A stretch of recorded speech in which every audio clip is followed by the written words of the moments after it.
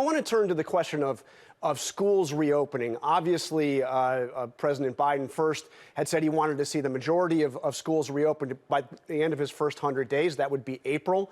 Now the goal is K through 8, 5 days a week. What is this realistic, or are we going to see the majority of schools in this country open by April?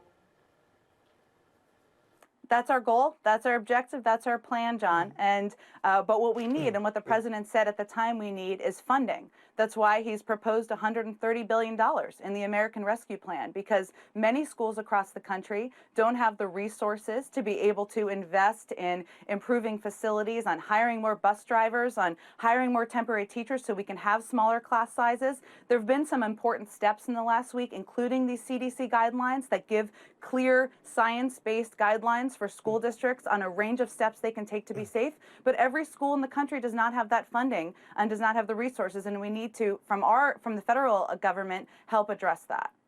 Does the president support the idea of making that funding in the American Rescue Plan contingent on schools reopening? So a requirement: you receive funding, you bring students back.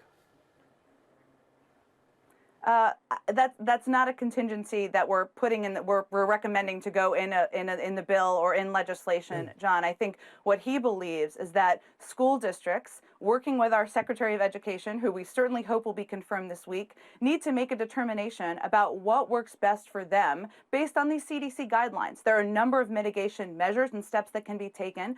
Vaccinating teachers is one of them, but also hiring more bus drivers, hiring more school teachers, having smaller class sizes. And we're going to work with school districts. Our Secretary of Education, this will be his first priority, to do that. But many of them need funding because they don't have additional funding in their budgets to be able to do that and plan for the school years ahead.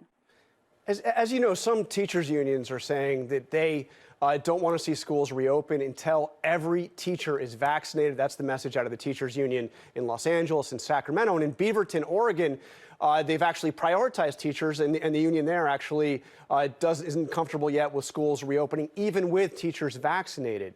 So I know I've heard you address this and say flatly that you don't believe that all teachers need to be vaccinated to reopen schools. That's the CDC guidance. It's unnecessary. Fauci has said it's impractical. But why is it that the president and the vice president have seemed to had such a hard time saying it as clearly as you have? I want to play you what Vice President Harris had to say on the Today Show. Can you reassure teachers who are listening right now that it is safe for them to go back to school even if they are not vaccinated? Teachers should be a priority. I know there are teachers listening, and the CDC has said they don't have to be vaccinated to go back to school. We think they should be a priority. We think they should be a priority. I mean, why can't she just say what you said, that you don't believe that all teachers need to be vaccinated for schools to reopen?